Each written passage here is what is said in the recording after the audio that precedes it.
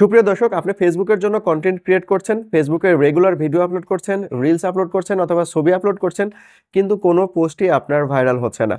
এই ভাইরাল না হওয়ার পেছনে কিন্তু আপনার একটা হাত রয়েছে। আর এই হাতটা হচ্ছে প্রত্যেকটা কাজেরই কিন্তু একটা নির্দিষ্ট টার্গেট থাকে, একটা নির্দিষ্ট নিয়ম থাকে। আপনি এই নিয়মগুলো, এই টার্গেটগুলো সঠিকভাবে ফুলফিল করছেন কিনা এটা কিন্তু একটা ব্যাপার। এবং ফেসবুক কিন্তু আপনাকে প্রতি সপ্তাহের জন্য একটা টার্গেট দিয়ে থাকে।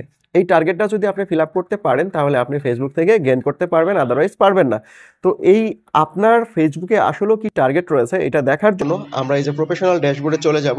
তো প্রফেশনাল ড্যাশবোর্ডে যাওয়ার পর এইখানে দেখুন লেখা রয়েছে আমার চ্যানেলের নাম, এবং এইখানে লেখা রয়েছে উইকলি চ্যালেঞ্জ।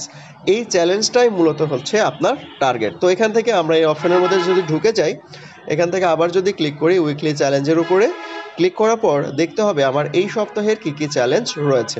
তো চ্যালেঞ্জগুলো কি কি এখানে দেখুন, পাবলিশড 5 নিউ পাবলিক পোস্ট, অর্থাৎ 5টা পোস্ট করতে হবে, যে পোস্টগুলো অবশ্যই পাবলিক হবে।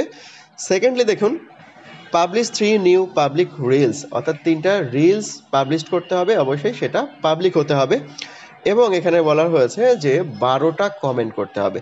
এই 12টা কমেন্ট করার পর এবং উপরে কন্ডিশনগুলো যদি আমি ফিল আপ করি তাহলে কিন্তু আমার এই যে উইকলি চ্যালেঞ্জটা রয়েছে এখানে দেখুন এখনও নট স্টার্ট অবস্থায় রয়েছে। আপনি যখন একটা একটা করে ফিল আপ করবেন তখন কিন্তু আপনার এখানে পার্সেন্ট শো করবে, এবং 100% যখন হয়ে যাবে তখন কিন্তু আপনার এইখান থেকে টার্গেটটা ফিল আপ হয়ে যাবে।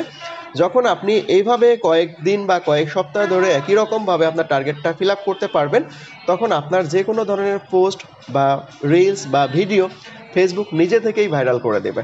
তো এইটা কিন্তু ফেসবুক পোস্ট ভাইরাল করার একটা নিনজা টেকনিক। এটা কিন্তু আপনারা অনেকেই জানেন, আবার কিন্তু অনেকেই জানেন না।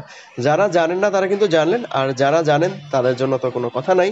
তারা রেগুলার নিয়ম মেনে কাজ করতে থাকুন, ইনশাল্লাহ আপনি ফেসবুকে সফল হবেনই।